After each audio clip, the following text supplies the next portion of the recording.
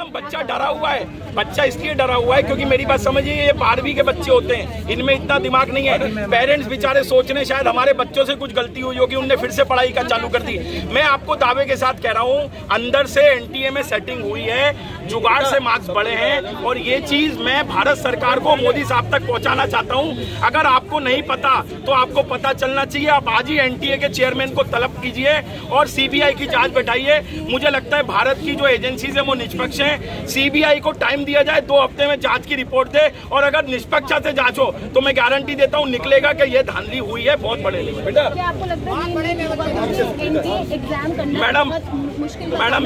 Madam मुझे एक बात बताइए, एग्जाम फिर से करना पड़ेगा, क्योंकि अगर 1500 बच्चों को आपने ग्रेस मार्क्स दिया है तो मैं एनटीए से सवाल पूछता हूँ, आपने किस बिहाफ पे दिया है मुझे बताइए।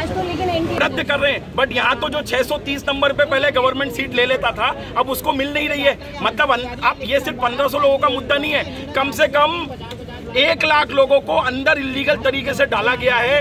एक गरीब बच्चे या एक गरीब परिवार का बच्चा अगर डॉक्टर बनने का सोचे तो मुझे नहीं लगता अब इस देश में पॉसिबल है। अगर एनटीए इसी तरीके से गलती करेगा, अगर चोरी चकारी करेगा, तो आगे भी बच्चों का भविष्य खतरे में है। इसलिए मैं कह रहा हूँ फिर से नीट एग्जाम हो, एनटीए में ट्रांसपेरेंसी और सीबीआई की जांच हो। जो आज हमें जंतर मंतर पर, आप जानते हैं प्रशासन चाहता नहीं है कि हम इस मुद्दे को उजागर करें, तो जंतर मंतर पर हमें प्रदर्शन करना था, पर वहाँ परमिशन नहीं दी गई है। हमारे लोग वहाँ पर हैं, बातचीत कर रहे हैं। तो आज जो नीट के जो एस्पिरेंट हैं, जो मेडिकल स्टूडेंट्स हैं, बाकी हम स्टूडेंट एक्टिविस्ट जो साथी हैं, वो सब यहाँ बैठे हुए हैं और हम प्रदर्शन कर रहे हैं, और हम ये सुनिश्चित करेंगे कि सरकार को हमारी मांगों के सामने झुकना होगा, हमें न्याय देना होगा। सीबीआई जांच की मांग कर रहे हैं, और हम आगे ये मांग कर रहे हैं कि आने वाले बच्चों के साथ भी, जो बच्चे अभी बहुत सारे बच्चे आप यहाँ पर ये सोच रहे हैं कि कोई बात नहीं, इस बार मार्क्स कम आए तो कोई नहीं, हम अगली बार मेहनत कर लेंगे, पर अगर ऐसी धांधली चलती रहेगी तो आप तक मेहनत करते रहेंगे। तो हमारी सबसे वो ट्रांसपेरेंसी के लिए एनटीए इस ओएमआर में कुछ ऐसे प्रावधान डालें जिससे आगे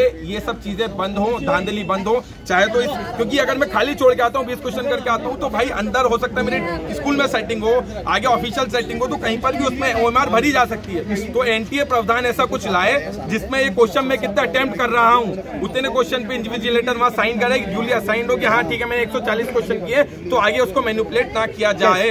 ये सबसे बड़ी डिमांड है, जिससे आगे वाले बच्चों को काफी मदद मिलती रही। सर मैं इन्वेस्टिगेशन डिमांड कर रही हूँ। सुप्रीम कोर्ट का जो आज डिसीजन आया है उससे मैं सेटिस्फाइड हूँ, क्योंकि जो हमारा एक इशू था ग्रेस मार्क का, वो फाइनली रिजॉल्व हो गया है।